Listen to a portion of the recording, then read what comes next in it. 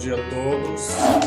Meu nome é Lucas Canelo Francischini, sou do Departamento aqui de Relações Internacionais da Associação Comercial de São Paulo.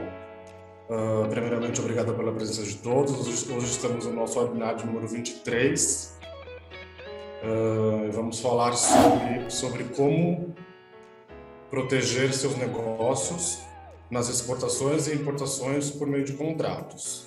Principais contratos comerciais internacionais, elementos dos principais contratos comerciais e um método de solução de conflito.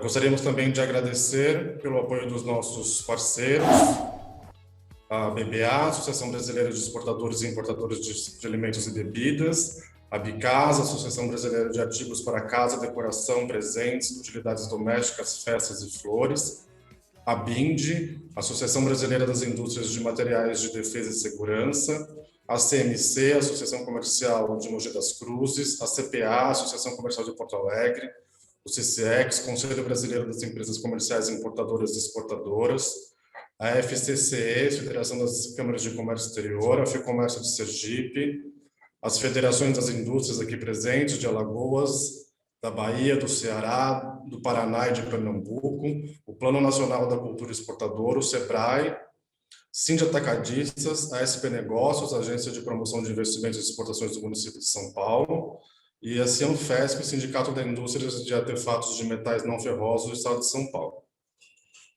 Algumas recordações, lembretes, lembrando que a apresentação está sendo gravada e será posteriormente disponibilizada no nosso canal da SP Chamber no YouTube. Está aí nas nossas redes sociais. A apresentação também em PowerPoint será enviada ao e-mail de todos os participantes. E no final da apresentação também abriremos um espaço para o palestrante, onde ele possa responder algumas perguntas já nos enviadas pela ficha de inscrição. Também vocês podem ficar à vontade de colocar suas dúvidas aqui através do chat. Bom, para proferir nossa palestra, vamos chamar o senhor Maurício Manfre, que dispensa maiores apresentações. O Maurício é, além de delegado regional do CCX e diretor do Conselho Deliberativo do CCX, ele é assessor de negócios internacionais aqui da Associação Comercial de São Paulo e também advogado, ou seja, nada mais, só mais adequada para explanar sobre o tema de hoje. Maurício, bom dia, seja bem-vindo, é com você. Muito obrigado, Lucas. Eu agradeço mais uma vez essa grande oportunidade de estarmos juntos, não é? Agradeço a mais de 100 pessoas que nos acompanham nesse momento. Nossa saudação a todos vocês. Muito obrigado pela presença, muito obrigado por essa companhia que vem se estendendo, não é? Já desde o início do ano passado e agora nós conseguimos, finalmente, apresentar aqui mais um tema dentro desses 20 e tantos temas que nós agora trazemos aqui para todos vocês. E saudando aqui também a todos, obviamente não posso fazer menção a 105 pessoas presentes, mas aqui eu faço aqui o agradecimento ao nosso colega Lucas por nos receber e estar aqui conduzindo esse momento. Então, vamos trazer aqui a nossa apresentação deste dia, como nós já havíamos avisado, não é? Estamos aqui na nossa 23ª oportunidade de compartilhar informação importante e relevante para o desenvolvimento do comércio internacional. A São Paulo Chamber of Commerce, ela tem esse desígnio, ela tem esse propósito, ela está trabalhando já há muitos anos, não é? Nesse sentido, e agora, cada vez mais fortalecido com esse posicionamento que nós temos, estamos aqui com uma atuação muito forte nessa organização e essa ampliação do nosso alcance internacional, seja do ambiente nacional, seja no ambiente internacional. Então, você que tem nos acompanhado, você também é parte integrante desse esforço. E hoje, para complementar, para orientar a respeito desses esforços, nós queremos mostrar para vocês, de uma forma um pouco mais detalhada, obviamente, não em grandes profundidades, pois o tempo não nos permite, mas nós queremos apresentar para vocês exatamente o tema, como proteger seus negócios nas exportações e importações por meio dos contratos.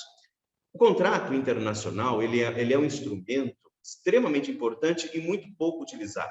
Nós temos a presença aqui neste momento também, tanto do Guilherme Giussani como da Daniele do CBMAI, que é a Câmara Brasileira de Mediação e Arbitragem Empresarial. Eles estão conosco porque eu vou fazer menção a esse fato, não é? E eles também confirmam esse conhecimento.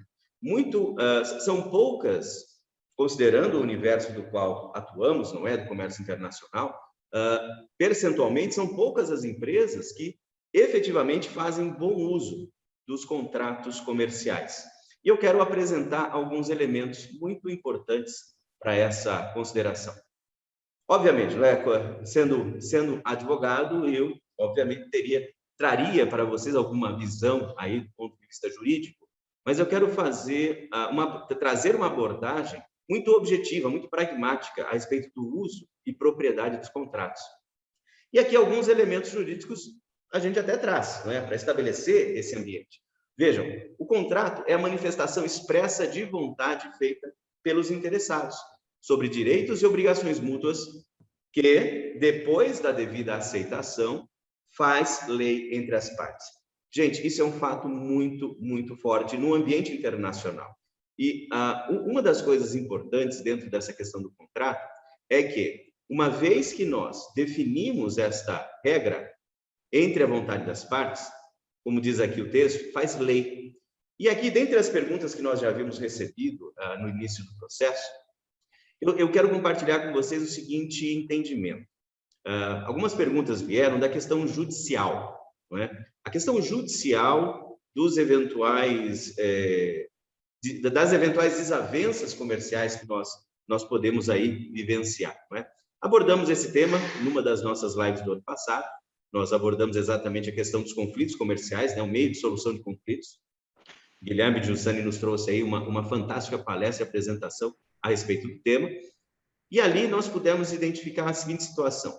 Do ponto de vista judicial, cada participante de um acordo comercial internacional, esses participantes, eles estão debaixo de uma situação considerada uma situação internacional. O que significa isso?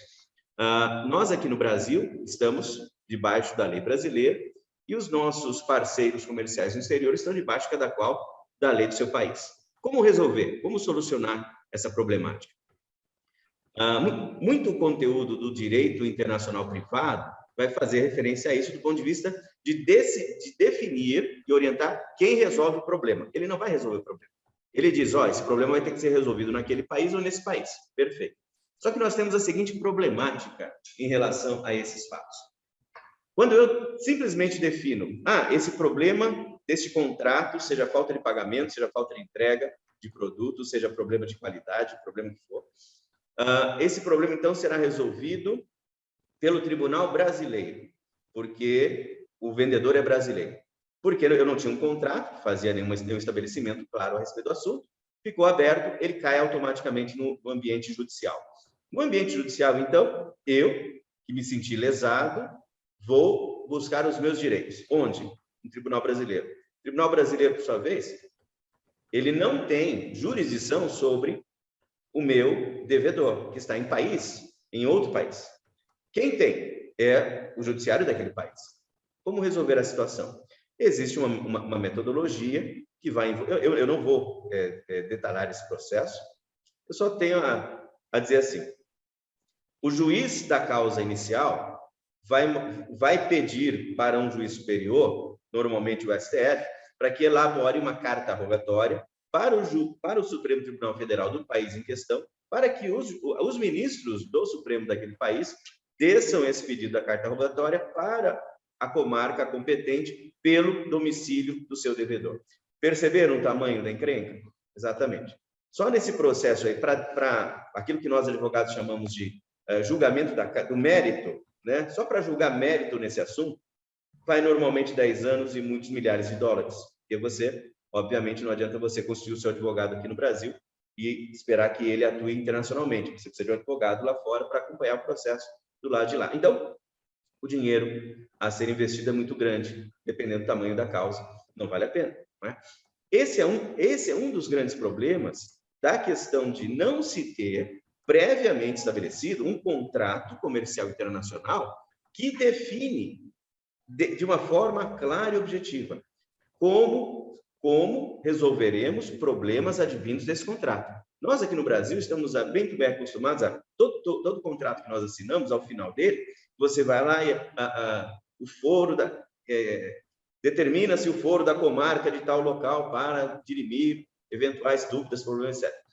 No internacional, eu não preciso fazer isso. Eu tenho uma outra forma de resolver isso. Por quê? Eu volto à minha primeira afirmação.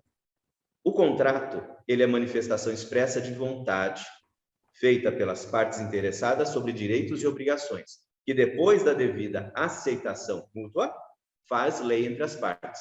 Então, eu não preciso de uma lei nacional, seja do Brasil, da Argentina, da Espanha, do México, do Equador, para resolver os problemas que eu posso determinar aqui, diretamente com o meu parceiro comercial, para que assim nós tenhamos um norte. Como resolveremos nosso problema? Então, gente, voltando aqui à questão do nosso contrato, eu estava dizendo, diferente daquilo que nós esperamos que o Poder Judiciário nos protegerá, no âmbito internacional, não é dessa forma que nós devemos proceder. O ambiente internacional, ele acaba se pautando muito por aquilo que é conhecido no mundo ocidental como common law. Não só no mundo ocidental, como na Ásia também, muito fortemente, por conta da colonização inglesa. E é esse entendimento que as partes são livres para acordar, ou seja, são livres para contratar, estabelecer regras de conduta e, obviamente, regras de solução de eventuais conflitos. E é exatamente dentro desse contexto que o contrato comercial internacional ele é estabelecido utilizando uma série de normas uniformizadas por organizações internacionais que se dedicam ao desenvolvimento da integração comercial mundial. Por quê? Nós, então, não usamos essas normas como uma lei que está lá e ela é obrigatória neste momento sobre a minha atividade comercial. Não é. Ela só será se eu assim decidir. Se eu trouxer essa norma uniformizada, vou falar sobre elas em seguida, se essa norma uniformizada for trazida para dentro do meu contrato, aí sim eu terei lei. Eu assumirei, eu aceitarei uma lei sobre o meu procedimento comercial com o meu parceiro. Então, o contrato comercial internacional, ele vai expressar essa vontade desses parceiros comerciais, sejam eles importadores, exportadores, joint venture, distribuidores, representantes comerciais, todos esses mencionados também, muitas das perguntas que nós recebemos, todos esses elementos são devidamente tratados dentro desse ambiente. E diante disso, nós elaboramos o nosso contrato, sobre os quais também, da mesma forma, existem modelos originários das organizações internacionais dedicadas a isso. Quem são elas?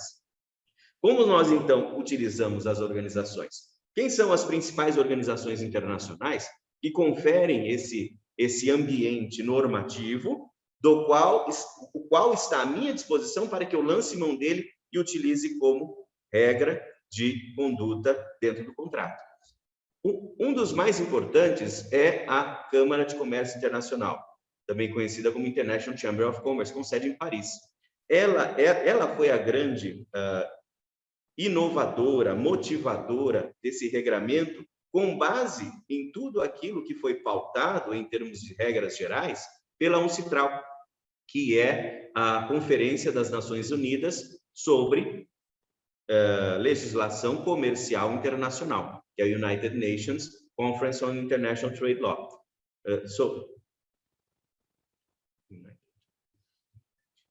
Trocar aqui, o United está com a grafia errada, desculpem por isso. Então, o United Nations Conference on International Trade Law é exatamente o que pautou quais são as regras internacionais aplicáveis às atividades comerciais internacionais. E um dos tratados mais importantes no ambiente comercial internacional é o Tratado de Viena, de 1980, que é a conferência sobre os contratos de compra e venda internacional.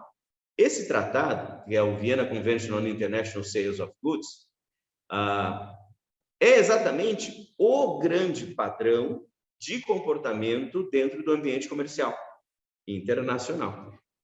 Esse tratado, eu recebi também uma pergunta aí do pessoal e eu até acrescentei essa informação aqui agora. Esse tratado foi realizado no âmbito mundial em 1980. O Brasil, depois de muitas idas e vindas, o Brasil ele tem assim uma habilidade muito grande em ser lento nos processos de ratificação de tratados internacionais. Então, nós estamos acompanhando aí muito do que se fala sobre o acordo União Europeia-Mercosul, não é? Aí diz, já entrou, o Brasil já aceitou. Sim, mas entre o aceitar divulgado e a ratificação, ou seja, a entrada em vigor na nossa sistemática legal, leva tempo. Então, vejam, o Brasil participou das negociações entre 1970 e 68 até 1980, que essa Convenção de Viena foi discutida e elaborada. O Brasil estava lá, o Brasil participou. Mas somente em 2014, por meio do Decreto 8.327, foi que, finalmente, este tratado internacional passou a fazer parte do nosso arcabouço legal. Essas são as informações. Então, veja, você não está fazendo uso de um elemento internacional que não tenha nenhum respaldo aqui no Brasil. Ele tem, desde 2014. E ele é válido no mundo desde 1980. Vejam vocês. Então, nós temos essa organização. Nós, que somos operadores do direito comercial internacional, nós continuamente nos alimentamos das novidades, das informações que são apresentadas ao mundo, principalmente por esses dois elementos centrais aí, que é a International Chamber of Commerce e a UNCITRAL. Esses dois são os grandes pautadores de agenda no comércio internacional, no que diz respeito à regra, não é? E não é lei, vejam, não é lei, ela é regra, ela é metodologia, ela é o ambiente de metodologia aplicável à sua atuação comercial. Dito isto, entendendo todo esse contexto que está ao redor desta atuação comercial por meio do contrato, eu avanço para falar, eu quero falar com vocês nessa manhã sobre 3 grandes contratos, principais contratos do nosso dia a dia dentro do ambiente comercial internacional, que são o contrato de compra e venda, o contrato de representação e o contrato de distribuição. Quais são as características de cada um? Eu trago para vocês na sequência. Vejam, vamos falar primeiro daquele que é mais intensivamente utilizado, que é o contrato de compra e venda. O contrato de compra e venda internacional, ele, dentro do nosso ambiente do comércio exterior, não é? Importações e exportações, ele faz parte do nosso cotidiano, certo? E muitas empresas não têm consciência disso. Por quê? O que é um contrato? Nós já vimos. O contrato é exatamente a manifestação de interesse das partes que se envolvem no negócio e estabelecem direitos e obrigações mútuas, não é isso? Quando você, no seu procedimento diário da sua importação ou da sua exportação, quais são os documentos que você costuma utilizar? Normalmente nós utilizamos, nós que somos os vendedores, usamos a nossa proforma, não é? A nossa fatura proforma, e ali nós apresentamos termos e condições que nós estamos oferecendo, e o comprador, por sua vez, em aceitando, ele dá o de acordo, seja por meio eletrônico, seja por um correio eletrônico, ou seja pela aceitação formalizada, não é, daquela proposta. Isso está, de uma certa forma, muito simples, obviamente, está estabelecendo o contrato de compra e venda. Os contratos de compra e venda, eles são, basicamente, usados com fins de estabelecer quais são as condições do negócio.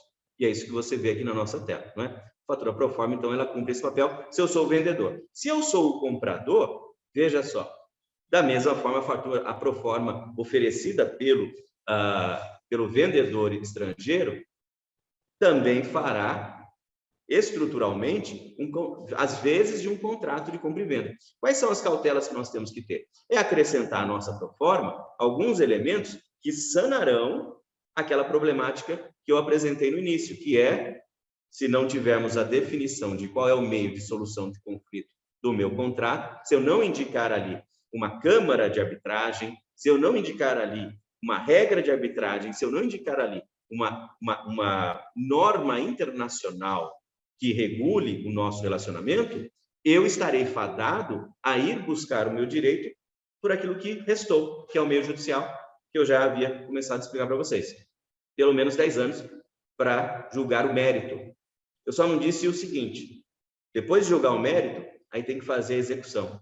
e aí são mais alguns anos para que você finalmente obtenha o pagamento pelo eventual prejuízo que você entendeu que levou, não é? Então, este é o problema. Quando nós falamos do ambiente das câmaras, ele está exatamente pautado em toda essa liberdade que nós temos de definir, por meio de contrato, como resolveremos nossos problemas. E é para isso que as câmaras de arbitragem existem, não é? Como eu fiz menção aqui, a CBMAI é a Câmara de Arbitragem aqui da casa, não é? Da Associação Comercial de São Paulo, da São Paulo Chamber of Commerce. Então, nós, obviamente, pautamos as nossas obrigações com a definição daquilo que muita gente conhece como cláusula compromissória. É exatamente a famosa cláusula compromissória que apareceu no Brasil há não muitos anos, não é? Aparece ali o modelo da arbitragem no Brasil. E nós aí, olha que coisa nova. Para o mundo já tinha quase 100 anos, mas para nós acabou sendo uma coisa super nova, né? Então é isso que nós trazemos para o nosso elemento contratual. Voltando aqui a falar do nosso contrato de compra e venda, quais são os elementos que tem que constar? Temos modelos? Temos modelos. O que o modelo tem lá de tão importante? Basicamente essas situações, que são, primeiro, o objeto do contrato. Qual é a mercadoria comercializada, qual é o serviço prestado, qual é o preço estabelecido que vai ser pago pelo importador ao exportador, quais são as condições, todas as obrigações e direitos mútuos estabelecidos entre comprador e vendedor. Qual é o incoterm, qual é a condição de pagamento em termos de prazo, qual é o prazo de entrega, qual é, basicamente, o meio de transporte a ser utilizado, eventuais garantias que venham a ser oferecidas pelo vendedor pelo produto e, basicamente, tudo aquilo que está na proforma. Perfeito. Você que está aqui participando hoje conosco, certamente você já é familiarizado, não é, com a operação convencional do comércio exterior. Então, a fatura proforma é aquilo que baseia as condições que nós apresentamos aqui, com algumas cautelas, eventualmente, inseridas conforme a especificidade da sua operação. E, por fim, para não deixar fora, o quarto ponto aqui é fundamental, que é a definição do método de solução de conflitos por mediação e arbitragem. A mediação, o grande instrumento de solução de conflitos, aquele que efetivamente substitui o processo judicial, é a arbitragem. Por quê? Porque a arbitragem ela tem uma característica mundial e também é baseada em tratados internacionais, dos quais o Brasil faz parte. Aqui no Brasil, a lei de arbitragem já está vigente há um bom tempo. Então, nós temos exatamente dentro da arbitragem aquela solução que é resolvida por meio de uma câmara de arbitragem, um tribunal arbitral. Esse tribunal arbitral pode ser formado por ou de 1 a 3 árbitros, e os árbitros, então, decidem num processo célere, rápido, que não dura anos, dura meses. Em meses, a questão é avaliada, todos os envolvidos no processo de decisão são técnicos do tema sendo debatido, então nós não temos ali essa falta de experiência técnica que o judiciário muitas vezes tem, por isso depende dos especialistas, não é, que venham a preparar os seus laudos para amparar o processo. E aqui no ambiente da arbitragem, não. Na arbitragem, os árbitros são conhecedores do tema em questão. Solução rápida, cerca de 6 meses é um tempo médio de solução de um problema por meio da arbitragem. E o resultado final, a decisão, o laudo arbitral, ele tem força de título executivo no mundo.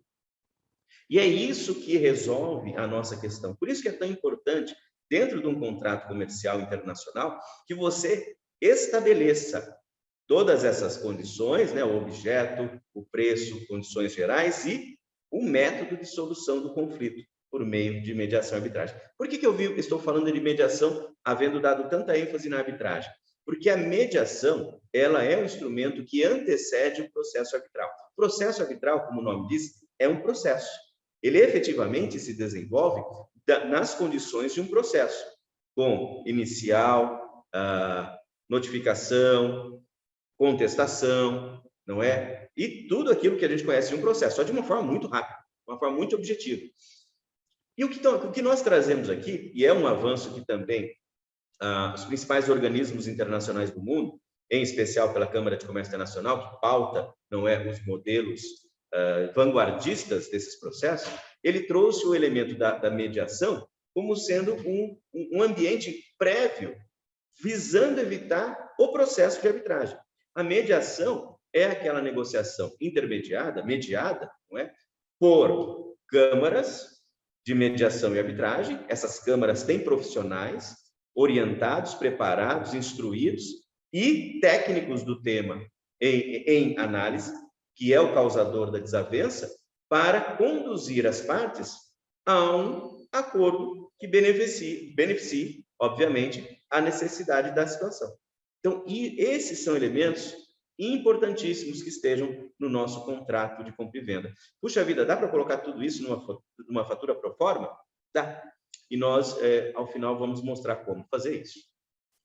Pois bem, o segundo contrato muito importante é o contrato de distribuição de mercadorias.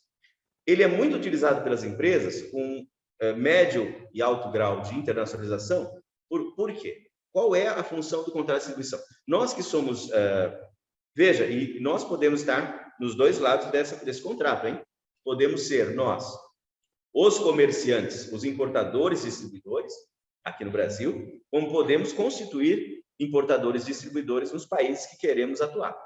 Dentro desse contexto, o contrato de distribuição, ele é um contrato de compra e venda? Sim, ele basicamente é muito semelhante aos elementos, ele tem todos os elementos de contrato de compra e venda, só que ele avança, ele acrescenta elementos relativos exatamente com relação aos direitos e obrigações entre os fabricantes e seus distribuidores, que decidem, por fim, firmar essa parceria em determinado país. A principal característica desse contrato vai ser a concessão da exclusividade mútua, ou seja, se eu aqui no Brasil sou um importador-distribuidor de uma determinada linha de produtos, seja ele qual for, produtos, equipamentos, não é? O que se estabelece nesse contrato de distribuição? Para que eu seja esse importador-distribuidor, eu sei que eu terei que fazer um investimento de divulgação desse produto para que eu possa vendê-lo. Logo, eu tenho que ter uma proteção. Não posso fazer propaganda para que um outro aventureiro lance mão do meu esforço, correto? Então, o que nós fazemos? Nós estabelecemos, por meio do contrato de distribuição, do ponto de vista do importador, eu estabeleço exclusividade. Então, o fabricante, vamos dizer que é um fabricante da Espanha, ele fecha comigo a distribuição aqui no Brasil, ele me constitui exclusivamente o importador-distribuidor dele. Então, o produto dele somente entrará no Brasil por meio da minha empresa e eu serei o responsável pela importação e pela distribuição, pela comercialização e, eventualmente, por investimento em propaganda para ampliar as vendas. Do ponto de vista do espanhol, no caso aqui, o fabricante, qual que é a vantagem dele ter um importador-distribuidor? Volume. Essa é a primeira coisa que vem à mente de quem fabrica e exporta. Eu preciso de volume, não dá para vender um picado, eu preciso, para que seja viável, para que seja competitivo, eu preciso ter um volume de logística, um volume que a logística venha a ser compatível e garanta a competitividade do meu produto, do meu preço naquele mercado. Então, tem que ter volume. O volume dá competitividade, muitas vezes. E é exatamente dentro desse contexto, então, eu, como fabricante, quais são as minhas garantias? O que eu quero ver atendido dos meus direitos? Eu quero volumes mínimos, anuais ou mensais, da forma como vocês estabelecerem, e eu quero um preço estabelecido. Eu preciso ter uma margem mínima aqui para fazer negócio. O distribuidor, da mesma forma, ele vai também discutir a respeito dessa margem. E são esses elementos que amparam o contrato de distribuição. É a garantia de que uma empresa produtora, no país em que estiver, pode estabelecer um contrato de fluxo comercial contínuo e intenso com um distribuidor, que será, por fim, o seu parceiro. O preço de venda do fabricante para o distribuidor é mais baixo do que seria se vendesse para o varejo diretamente. Não é? Por quê? Porque o distribuidor vai te dar uma coisa que você precisa ter, o volume. E aí, com o volume elevado, os custos fixos da operação de exportação acabam sendo diluídos por um volume maior de produto, normalmente. Essa é a lógica do contrato de distribuição. Ele cria essa parceria internacional e, obviamente, o seu distribuidor se tornará, de uma forma contínua, o detentor da sua identidade. Então, dentro de um contrato de distribuição, também vem termos e condições de licença de uso de marca, não é? Aqui eu trago os elementos que nós, então, trazemos para dentro do nosso contrato de distribuição, que são garantia de exclusividade mútua, plena ou limitada, pode ser por região também, imagine você Estados Unidos, né? Se eu constituo um importador e distribuidor nos Estados Unidos, para cuidar de todo aquele mundo é bem complicado. Então, nós estabelecemos uma limitação. Então, é a região oeste, é a região leste ou central, e aí vamos, não é? Pode ser por estado. E tudo isso pode ser definido no contrato. Condições das operações de compra e venda, nas mesmas formas que nós falamos do nosso contrato de compra e venda. A autorização expressa ao distribuidor para a utilização da marca do fabricante, que é a licença do uso, como eu mencionei, não é? Vedando, vejam isso, vedando o registro na região por parte do distribuidor. Quem vai ter que proteger a própria marca é o fabricante. E por isso, também, mais um tratado internacional vigente, né, o Protocolo de Madrid, coloca aí o INPI como órgão internacional, respondendo pela OMPI, que é a Organização Mundial da Propriedade Intelectual, para que os depósitos internacionais se façam aqui, dentro do próprio site do INPI. E você, então, tendo a sua marca registrada e protegida no Brasil, poderá, por meio do INPI, estender a sua proteção nos países que fazem parte do Tratado Internacional, que são 180 e tantos países até agora. Então, são elementos fundamentais que você também prevê dentro do processo do contrato. Estabelece também limites de crédito. Eu me lembro de uma oportunidade, beirando o ano 2000, era 1999, eu tinha um distribuidor, eu era o gerente de exportação de uma indústria química, tínhamos um distribuidor na Argentina, e a Argentina, naquele seu movimento pré-crise tremenda do default, primeiro default de 2000. E aí, aquele meu distribuidor, ele começou a, obviamente, fazer muito negócio. De um container por mês passou a comprar 2 e a condição de pagamento era de 90 dias na confiança. Imaginem você, bom, não preciso contar o que aconteceu, não é? Então, a negociação ali resultou em 10 anos, foram 100 e tantas notas promissórias que seriam pagas, então, em 10 anos da dívida que aconteceu. Eu não preciso dizer que a dívida realmente ela foi paga. Do que eu me lembro, menos de 20% daquela dívida foi paga.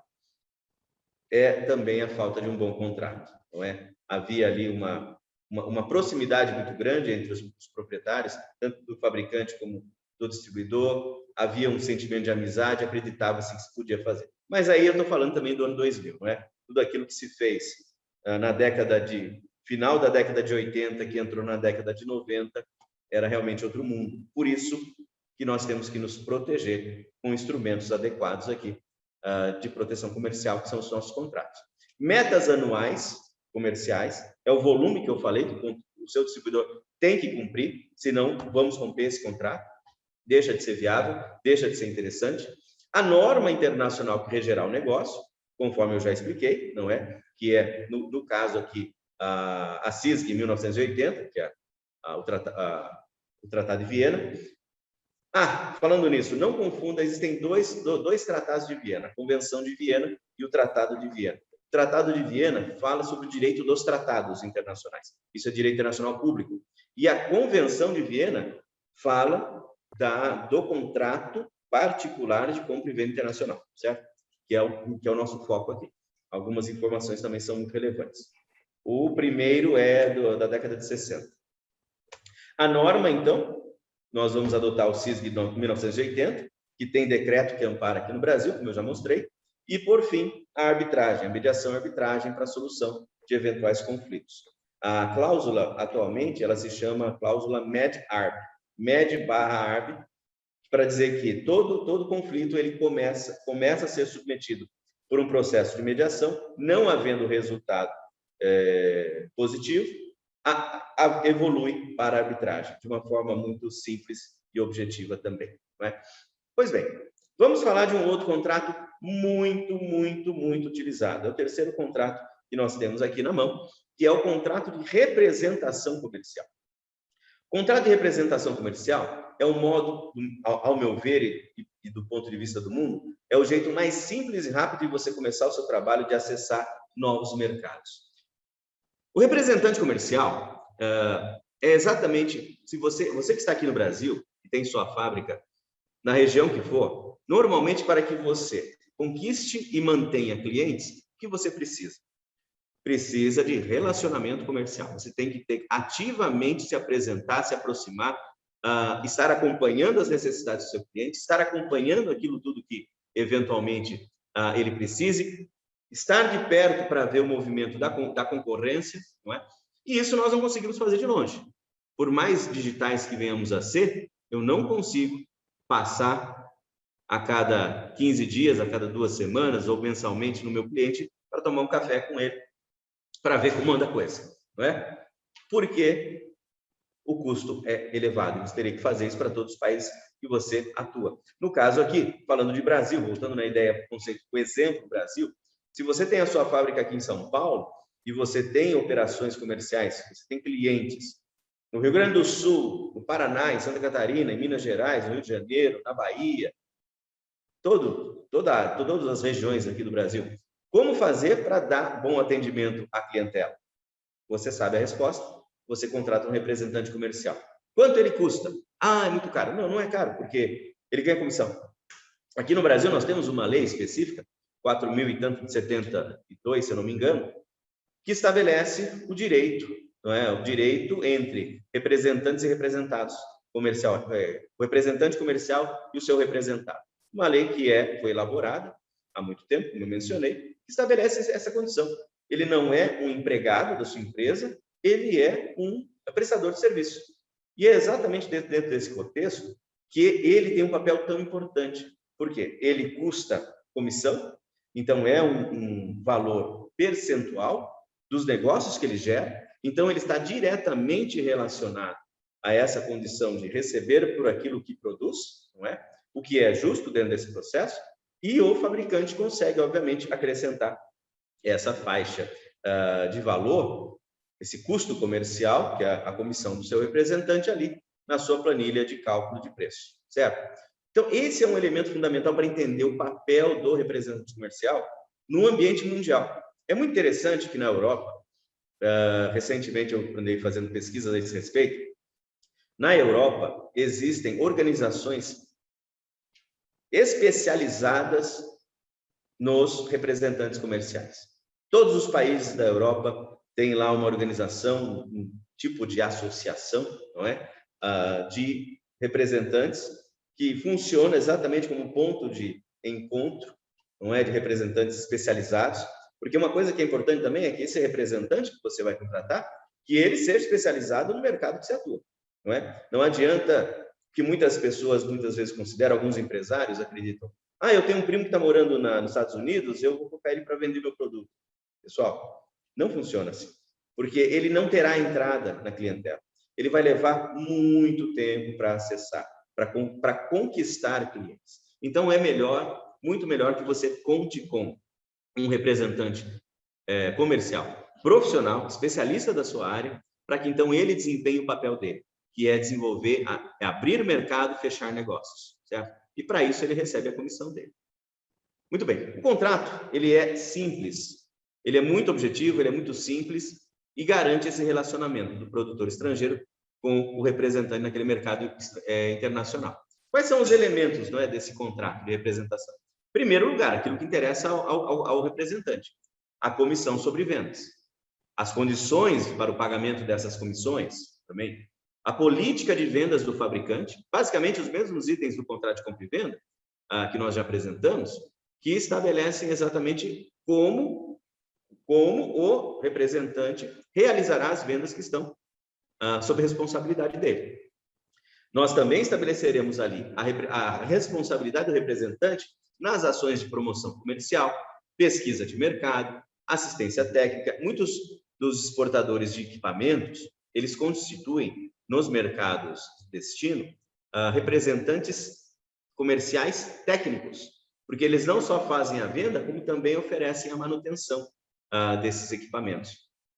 Também se define ali a forma de cobrança, não é? A regra de visitação, a constância e, obviamente, metas de venda, não é? A vigência do contrato. Normalmente, os contratos de representação são de 1 ano, renováveis, né, a cada ano. E dessa forma, obviamente, ninguém... E eu digo para vocês o seguinte, nenhum representante, ele consegue conquistar novos negócios assim. Ele precisa de um tempo. Então, estabelecer um contrato inicial de 1 ano com avaliação intermediária de 6 meses é algo válido a se fazer. Porque em 6 meses ele pelo menos já começou a receber pedidos de amostra pelo seu produto. Se isso não aconteceu em 6 meses, então alguma coisa está errada. Pode deixar uma cláusula ali especial dessa vigência, né? Como nós temos os nossos contratos de experiência, colocamos ali uma cláusula de tempo de provação para que esse representante, então, demonstre realmente se há viabilidade para o produto, não é? E nós, como fornecedores, fabricantes, vamos ver se nós temos se esse representante tem viabilidade como representante, não é? E aí, condições para rescisão, como todo contrato, a gente pode deixar que ele seja rescindido por qualquer das partes, porque eventualmente o representante também ele não é obrigado a se manter representando uma empresa e por alguma razão não está ali correspondendo, não é, às expectativas do mercado dele, porque ele também tem um nome a zelar, então ele também tem essa liberdade de rescindir, se assim entender o contrato. E aí, como tudo, prazo de aviso prévio, condições de indenização, caso se apliquem. Na lei brasileira, existe a determinação de uma indenização para o representante comercial. Nas regras internacionais, isso é facultativo. Você pode decidir que sim, ou você pode dizer que não. Os principais modelos criados pela Câmara de Comércio Nacional, os modelos padrão, não é? Model Contracts, que é o nome que se dá, os Model Contracts, eles trazem ali exatamente as alternativas. Tem indenização, sim ou não tem indenização. Pronto, fácil. A norma que vai reger esse negócio, também da mesma forma, as normas internacionais amparam o relacionamento, e por fim, e obviamente, a famosa arbitragem para a solução de eventuais conflitos. Então, esta é a metodologia que nós temos aí para esses 3 grandes modelos de contrato: compra e venda internacional, distribuição e representação. E aí eu havia prometido para vocês, como é que eu ponho essa cláusula de solução de conflitos no meu contrato, seja ele qual for, não é? Isso aqui eu tirei da fatura pro forma que eu utilizo, não é? Com a minha clientela. Nós, então, definimos... Gente, isso aqui está dentro da fatura pro forma, está dentro do contrato de compra e venda mais extenso, está dentro do contrato de distribuição, está dentro do contrato de representação. Do representação é um pouquinho diferente, ele só não fala daqui de sales contract, né? Como você vê aí na tela, nós, em determinado ponto ali do contrato, nós temos ali lei aplicável e arbitragem, não é? E aí diz... Este contrato de venda será governado pela Convenção das Nações Unidas, os contratos, é o CISG 1980, e a partir daqui é referido apenas como CISG, e a extensão das questões que não envolvam, blá, blá, blá. Aqui é o nosso juridiquês, né? É o juridiquês básico, para ficar bonitinho no texto. Mas ele está dizendo o seguinte, este contrato é regido pela CISG 1980. Ponto. E aí, então ele definiu a regra. Uma vez que eu defini a regra, agora eu defino o método de solução. Se eu não colocar isso, eu estarei sujeito à judicialização do problema. Se eu deixar na judicialização do problema, que nós vamos ter toda aquela situação de quase 15 anos para resolver uma dívida internacional. E aí, a cláusula diz assim, todos os conflitos que sejam decorrentes deste contrato serão solucionados por mediação pelas regras da São Paulo Chamber of Commerce Mediation Center, que é o nome em inglês do nosso CBMAI, que é a nossa Câmara Brasileira de Mediação e Arbitragem Empresarial, né? Então, nós colocamos, a regra da mediação é essa. Então, existe uma regra. Mas essa regra é lei, ela vai ser lei, ela será lei no momento que eu assinar esse contrato. Lembra que o contrato faz lei entre as partes? Quando? Quando eu aceito os termos? Quando eu aceitei esses termos, isso se torna lei sobre mim e sobre o meu parceiro comercial, certo? E aqui eu trago a São Paulo Chamber. E perceba aqui, ó, debaixo aqui do negrito do CBMAI, ali é, se a mediação não der certo, olha lá, se a mediação não der certo, vamos partir para a arbitragem nos termos da regra de arbitragem da mesma Câmara, certo? Apontando, de acordo com essas regras, também eu defino o número por fim. A linguagem, o idioma, aliás, o idioma que vai ser essa situação será resolvida, e eu aqui puxo a sardinha para o meu lado, falo que vai ser em português, o número de mediadores ou árbitros. 1 vai de 1 a 3. Eu posso definir. Eu digo que é 1, porque quanto menos árbitros ou mediadores, os honorários, não é, são correspondentes ao número de participantes. Obviamente, a gente sempre pensa aqui um pouquinho na redução de custos, não é? Com isso, nós temos aqui a cláusula. Ah, Maurício, mas você vai deixar em português? Se eu estou fazendo negócio com um camarada lá da Inglaterra, né? Ele vai aceitar colocar essa Câmara? Eventualmente não, mas é exatamente por isso que nós negociamos o contrato. Eu trago aqui aquilo que melhor me atende.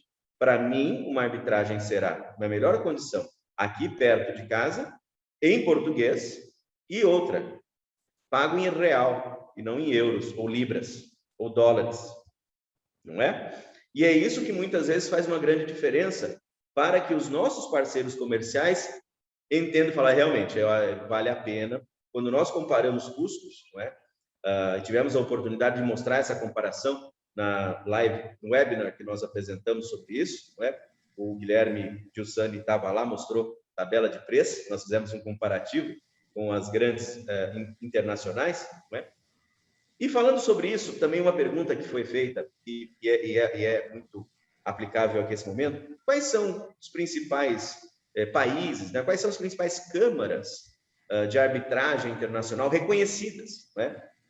Gente, Nova York, Londres, Paris, Hong Kong, são as grandes metrópoles do mundo dos negócios, são onde estão as câmaras muito fortes, muito reconhecidas, e nós aqui estamos em São Paulo também, temos a nossa Câmara aqui devidamente amparada, devidamente preparada para oferecer serviços de nível mundial. Da mesma forma, os procedimentos, todas as nossas regras, toda a aplicação do processo, controle de processo, tudo nível mundial. Então, nós não devemos nada a ninguém.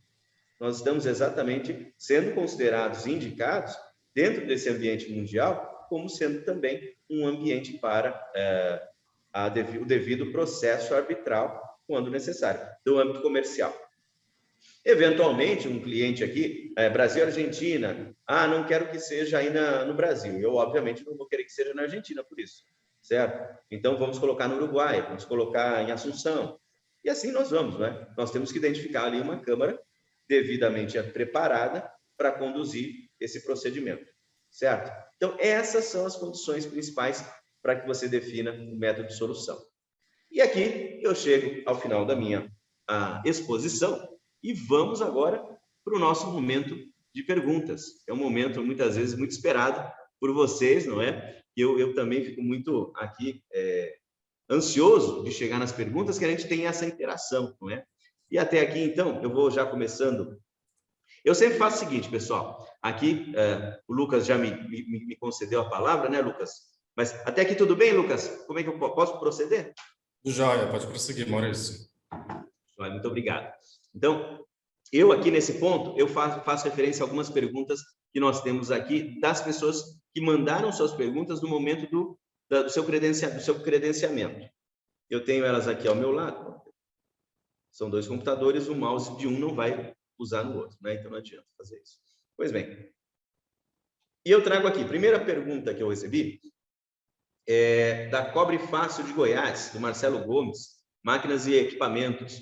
E o Marcelo pergunta assim: quais as possibilidades de enforcement de um contrato internacional, dadas as distintas jurisdições às quais e instâncias e a quais instâncias podemos recorrer? Então, Marcelo Gomes, de Goiás, foi exatamente o que eu trouxe para você entender. O enforcement, ele vem por meio do contrato quando você efetivamente decide indicar uma câmara de arbitragem que fará, então, o trabalho de árbitro para eventuais dificuldades. O laudo arbitral resultante, ele tem poder de título executivo. O que significa isso? Significa, tem poder de cheque devolvido, tem poder de nota promissória, tem poder de decisão judicial, certo? Ele tem poder, ele é poder de título executivo. Como você diz, o enforcement, aí, se a parte vencida ainda assim se recusar a satisfazer a dívida, aí é a hora de acionar o judiciário, mas meramente para o processo de execução. E no processo de execução, o procedimento é sumário. Não sei se vocês já tiveram muitas experiências no ambiente do processo de execução, ele é processo sumário. O que se questiona muitas vezes no processo de execução é o valor, né, a correção monetária, coisas do passado, né, juros e etc. Essas são aí as questões que podem ser suscitadas, porque a dívida já é garantida, a dívida já foi reconhecida e declarada. Então, o enforcement vem aí sim por meio desse envolvimento do judiciário do país do devedor, que o seu título executivo, que sai de uma câmara arbitral, ele tem reconhecimento internacional, exatamente por conta de todos os tratados dos quais o Brasil e muitos outros países fazem parte. Aí a única cautela que eu tenho a levantar nesse sentido é que o país com o qual você está fazendo essa negociação, que esse país também seja, obviamente, signatário da Convenção de Viena e da Convenção do Tratado Internacional da Arbitragem, não é? Isso aí é uma cautela a se considerar. Segunda pergunta aqui, vem do Rio Grande do Sul, da Terracom Telemática, o Evandro Quintana. Ele pergunta: os contratos das exportações e importações devem ser específicos em relação às garantias de pagamento ou podem ser gerais, garantindo prazos dos embarques, etc. Evandro, um contrato, ele é específico. Quando nós elaboramos um contrato, ele traz especificamente preço, condição de pagamento, condição de entrega, e dentre outros, não é? Então, o contrato, ele não pode ficar em aberto, porque se um contrato em aberto, que oferece a faculdade para a outra parte fazer como bem entende, ele não está estabelecendo direitos e deveres. Ele ali é um memorando de entendimento, ele não é um contrato. E memorando de entendimento é assim: olha, nós vamos fazer todo o possível para que a gente se dê bem, né? Isso não é contrato. Então, Evandro, tem que ser muito específico, tem que ser muito determinante, ok? Aí, seguindo aqui, mais uma pergunta aqui dos prévios, e eu já vou passar para os que foram apresentados aqui na sala. E aqui, a Candex do Brasil, de São Paulo, José Lemes, ele pergunta o seguinte: qual a importância de uma tradução bem feita num contrato? Também num contrato internacional, qual o melhor? Arbitragem, eleição de foro Brasil ou exterior? Bom, você tem um monte de perguntas aqui, né, José Lemes? Mas vamos lá. Primeiro, eu acho que eu já deixei claro a segunda parte da sua pergunta, eu deixo claro. Contrato que for elaborado por mim, ou um profissional do direito, que venha estabelecer, eventualmente, que você faça uso da eleição de foro no Brasil para resolver o problema, você está com muito tempo disponível para gastar com disputas judiciais. Então, eu afasto totalmente. Por quê? Você pode até ganhar no Brasil, viu, José Lemes? Mas você vai ter que executar no exterior. Tá? E é aí que mora, né? Guilherme está concordando comigo. Então, gente, você tem que começar no ambiente internacional. Nós, brasileiros, muito dados aqui ao sistema judicial brasileiro, não é? Aquele direito que é baseado, o direito romano, baseado em códigos, né? Em leis, muitas leis. A gente não experimentou o que é, a gente não experimentou as delícias do common law, que é a liberdade de contratar, a liberdade de decidir como é que eu resolvo. Por isso que um contrato americano é dessa grossura. São 200 páginas de contrato, por quê? Eles trazem um código inteiro ali, todo detalhado.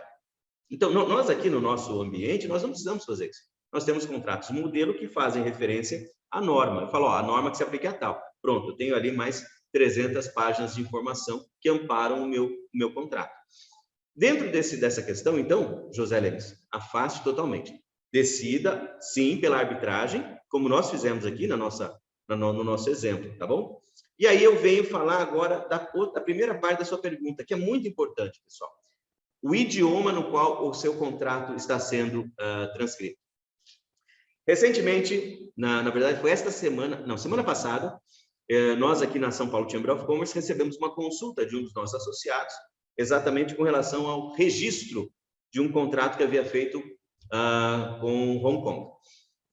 Foi feito em inglês o contrato. E ele quer se proteger, ele quer registrar, porque ali o contrato concede certos direitos para ele, que ele tem que fazer valer aqui no Brasil. E para que você faça com que a coisa valha, não é? Como dizem aí os cartórios aqui no Brasil, quem não registra não é dono. E é verdade. Só que qual é o cartório que eu vou registrar esse documento, esse contrato internacional? Gente, cartório de títulos e documentos. Esse é o cartório. Eu aprendi, gente, eu me formei em Direito em 1993, colei grau em 1994. Eu tinha um professor de Direito Civil que dizia o seguinte, gente, receita de bolo pode ser registrada. É um documento. Ele usava esse exemplo para deixar claro o quão importante, o quanto possível, viável e necessário é o registro de certas coisas. Porque, veja só, a gente acha pouco, né, uma receita de bolo, mas ali pode ter um segredo industrial preciosíssimo. Já pensou? Então, um contrato também, da mesma forma, por conta de eventuais concessões de direito que o seu fornecedor estrangeiro está te concedendo como distribuidor, e você agora tem direito de fazer uso da marca dele, e aí você terá que usar esse contrato contra eventuais aventureiros que vão tentar entrar no seu negócio, você tem que ter prova de que esse documento ele tem data. Principalmente isso, gente. Uma das principais funções do registro do documento, do título, é a declaração, a fé pública de data. Isso é uma das coisas mais importantes que nós temos que considerar, não é? Quem é dono? Quem registrou primeiro. Eu registrei, você não registrou, é meu. Pronto, final. Então, diante disso, agora eu vou falar da tradução, tá? Que a pergunta do José Lemes foi da tradução. Sabe qual é o problema? Quando você faz um contrato em língua estrangeira, para que esse contrato possa ser registrado perante o cartório de títulos e documentos, ele precisa ser traduzido por tradutor juramentado. É mais um processo aí no nosso caminho. Agora, isso é desnecessário quando você fizer aquele famoso contrato bicolunado. É o contrato que tem duas colunas. De um lado você tem um idioma, que é o português, do outro lado o idioma comum das partes, inglês ou espanhol. Documento assinado, devidamente assinado, com as suas devidas autenticações.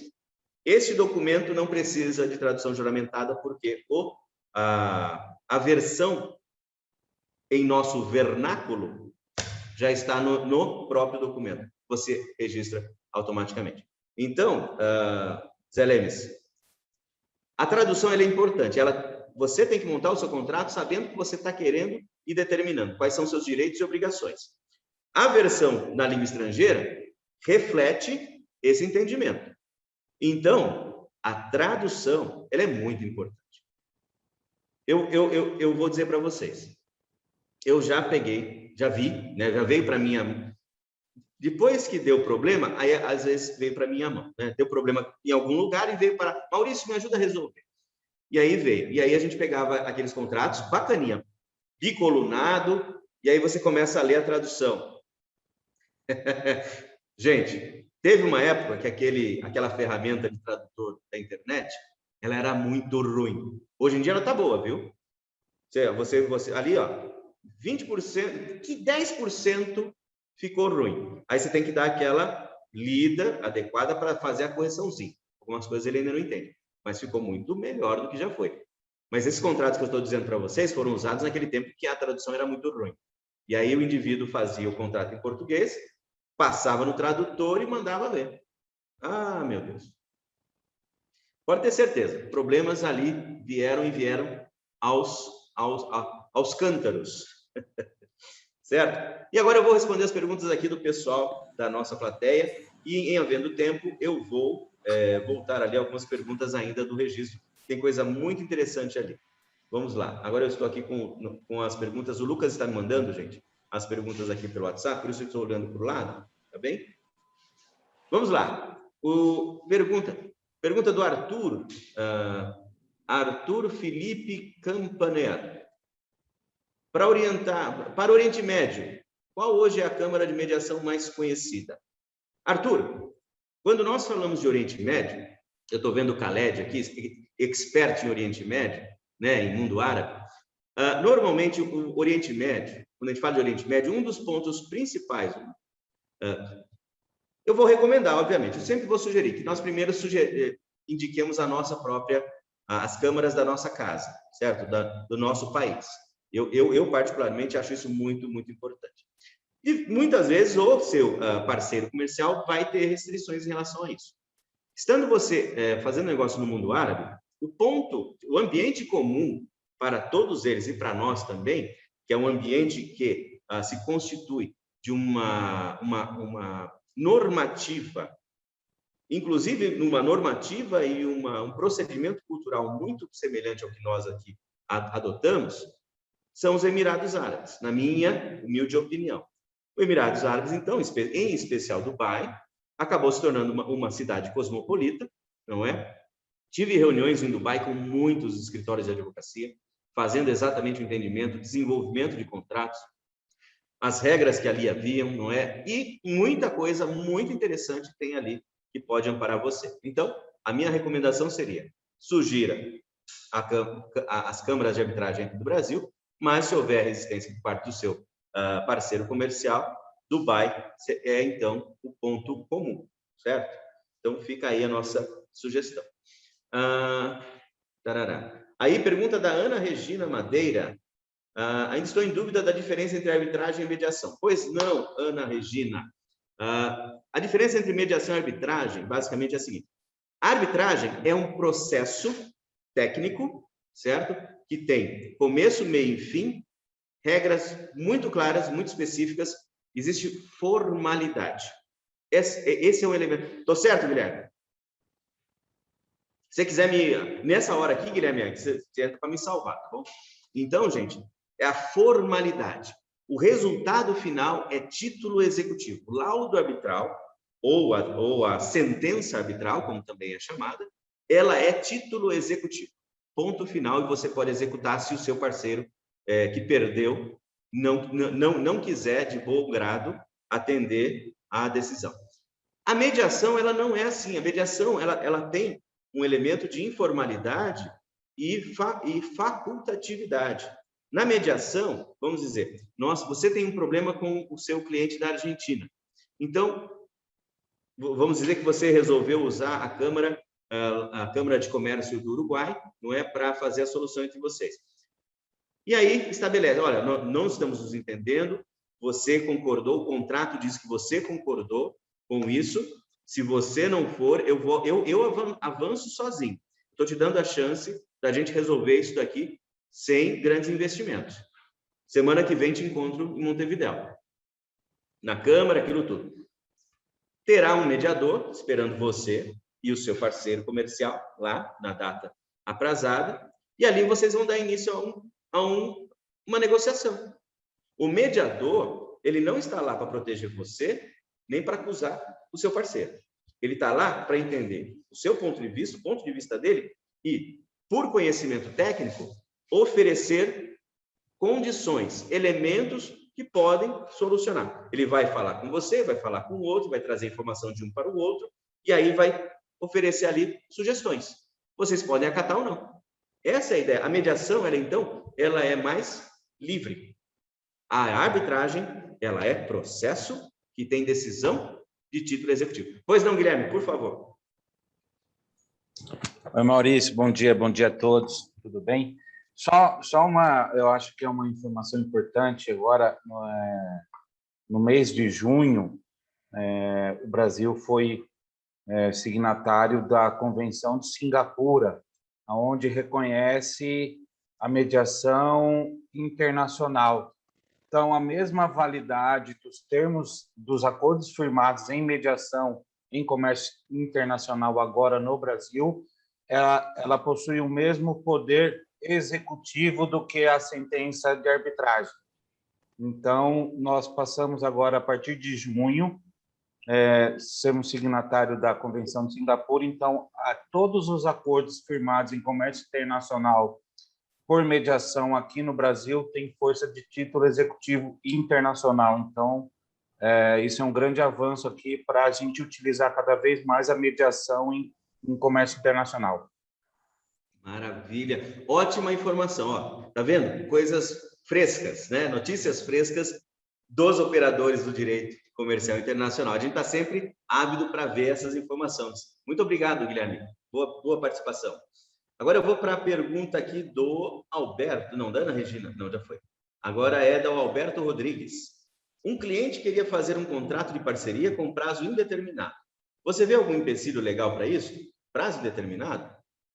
Alberto, você pode fazer um contrato de prazo indeterminado, desde que você tenha cláusulas claras de terminação, certo? De rescisão. Então, eu estou livre, eu deixo o contrato correr. E quando tiver bom para mim, tiver bom para outra parte, vamos embora, não é? Agora, eu tenho que ter cláusulas que deixam aí aberta, obviamente previsto e aberta a minha condição de que este contrato poderá ser rescindido a qualquer tempo por qualquer das partes, dando-se aviso prévio de X dias e eventuais indenizações devidas. Sem problema nenhum. Eu não vejo nenhuma dificuldade de você colocar tempo livre aí no seu contrato, tá bom? Meu entendimento profissional, porque os meus contratos internacionais eu faço da mesma forma. Eu faço, ele não tem data para terminar, mas na hora que eu quiser, ele acaba. Se o camarada não estiver correspondendo, óbvio. Se estiver indo bem, okay. Pois bem. Tatiane Porto pergunta: essa applicable law and arbitration deve ser incluída também na fatura pro forma? Tatiane, você viu aquele escrito que eu mostrei para você? Eu não tirei do contrato, eu tirei da minha proforma. Eu tenho um campinho lá da minha proforma, as famosas letras miúdas. Conhece? Então, a minha proforma, ela tem as letras miúdas. Se vocês que são aqui operadores do comércio exterior, vocês, obviamente, já pegaram um BL na mão, né? O original. Já viu o verso do BL? O tamanho da letra, a quantidade de informação que tem ali? Você já se deu ao trabalho de ler? Teve uma oportunidade que eu dei um curso a respeito do contrato de transporte e o desafio que me deram na coordenação do curso era: trate todas as cláusulas do contrato de transporte na marítimo. Eu tive que abrir aqui, menino do céu, como tem coisa. Então, as letrinhas miúdas, elas estão nos contratos. E veja, você nem precisa fazer tão miúdo assim, mas você, na sua proforma, coloca do jeitinho que você viu aqui, e essa apresentação ela é sempre disponibilizada para vocês depois, do jeitinho que você viu aqui, coloca no seu contrato, na sua proforma. Pronto, você tem um contrato de compra e venda perfeito, completo, não é? Muito bem elaborado, não é? E está garantida. Se der problema no seu negócio, você tem um contrato. Só não esqueça de pedir para o seu cliente assinar e devolver a via, mesmo que seja eletrônico, mesmo que seja digital. E ele vem por e-mail. Você guarda aquele e-mail pelo qual aquele documento veio. Tudo isso faz prova, não é? Dentro da demonstração do direito, no âmbito da questão do direito, obviamente. Tá bom, Tatiane? E aí vem Josué. O Josué pergunta assim: contratos internacionais são formalizados em português? Josué, contratos internacionais podem ser formalizados em qualquer idioma, desde que os dois ou mais participantes do contrato estejam de acordo. Por exemplo, os nossos contratos que nós fazemos com Portugal, Angola, Moçambique, Guiné-Bissau e poucos outros países, não é? São feitos em português. A grande questão é que, como eu mencionei antes, não é? Normalmente a parte contrária, ela não vai ser familiarizada com o português, principalmente se ele fala espanhol. Se ele fala espanhol, mais ainda, porque nós que falamos português assimilamos bem o espanhol. Bem mais do que eles, pelo menos, tá bom? Agora, eles que falam espanhol, eles não entendem nada que ele fala. Para começar, a nossa nasalidade, ela trabalha em sombra.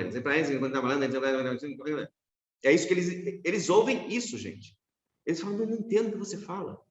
Porque é a forma de falar. Então, e a escrita também, da mesma forma, tem complexidade. Então, a melhor coisa, Josué, é que você prepare o seu contrato. Se a parte contrária também fala português, o idioma do país dele é português, nota 10. Se não, faça um contrato bicolunado. De um lado, você põe a sua versão do português, do outro lado, põe uma tradução. Quer usar o tradutor da internet? Use, mas passa na mão de alguém que fala o idioma para ver se não tem nenhum absurdo ali, eventualmente, que a internet traz. Ela traz absurdos, tá? Ela faz uma tradução inadequada de vez em quando, mas é uma palavra ou outra, né? Ou um sentido. Então, repasse isso. Se você não quiser, obviamente, investir num tradutor profissional, né? Mas tome as cautelas, porque esse documento, ele pode te dar muito lucro ou pode te trazer prejuízo. Então, uma coisinha dessa a gente não arrisca, né? Pois bem, aí o Alberto Rodrigues, o contrato pode ser escriturado, não digo registrado apenas, mas escriturado. Escrituração traria maior segurança ainda? Alberto, vamos lá. Falar da escrituração. Você percebe, Alberto, que nós usamos muitos termos aqui, não é? Que são termos que nós usamos no nosso cotidiano, no nosso regulamento brasileiro, né? A nossa legislação brasileira. O que é a escrituração de um documento, de um contrato? Não é? Nós aqui fazemos contratos em cartório. Existem contratos em cartório no mundo? Existem. Para determinadas atividades, os contratos precisam ser escriturados por conta do direito ou dos deveres que eles geram, que eles concedem, que eles determinam, demandam, não é? Agora, do ponto de vista do contrato comercial internacional, você não tem essa necessidade de escrituração. Você pode chamar como testemunha, né, para fazer parte do seu contrato, eventuais representantes de câmaras de comércio ou algo semelhante, que dão, né, conhecimento àquele ato comercial. Do ponto de vista geral, não há necessidade. A não ser que, aqui, para efeitos contra terceiros, é nessa hora, Alberto, que a figura muda. Porque, veja só, se você tem um contrato de distribuição aqui no Brasil, de uma empresa espanhola que tem uma determinada marca, e o contrato de distribuição, ele estabelece que você está sendo licenciado para ser o único e exclusivo detentor daquela marca, e alguém aparece falando, não, a marca é minha, como é que você prova que não é assim? Você precisa apresentar contrato. Mas esse contrato aqui não passou em cartório, não tem firma reconhecida, cadê os selos, as estampas, não é? Por essa razão é que, para fazer valer contra terceiros, é que nós, então, fazemos esse tipo de cuidado. Fazemos um registro aqui no nosso cartório, fazemos um depósito perante uma Câmara de Comércio, não é? Que dá o quê? Não é questão da publicidade do ponto de vista legal, mas é dar exatamente o reconhecimento das testemunhas. Que é esse o valor de testemunha? Esse contrato é verdadeiro? Sim, esse contrato é verdadeiro. Quem assinou como testemunha? Foi a Câmara de Comércio, vamos pensar numa aqui, Brasil e Canadá, por exemplo, vamos ter participação deles aqui conosco na semana que vem, no nosso Conselho de Câmaras Internacionais de Comércio, né? E aí, então tive ali a participação. Percebe? Então, a questão da escrituração no ambiente comercial internacional, ela não faz sentido.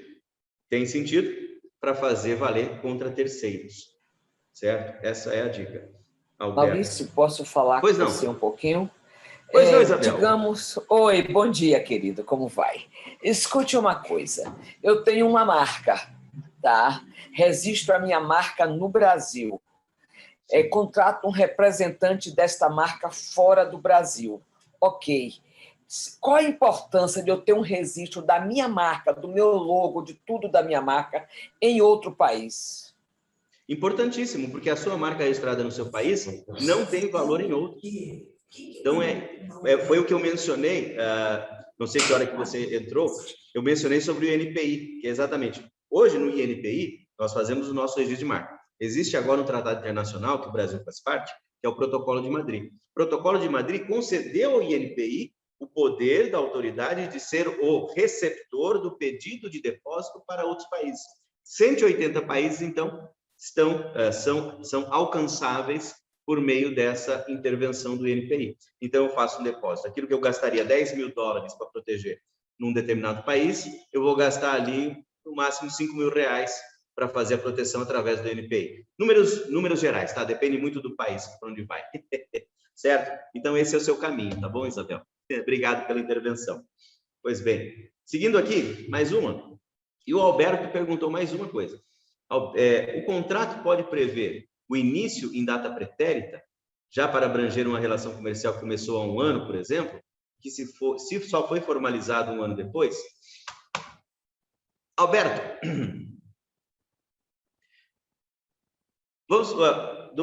eu vou falar aqui aquilo que eu acredito, tá bem?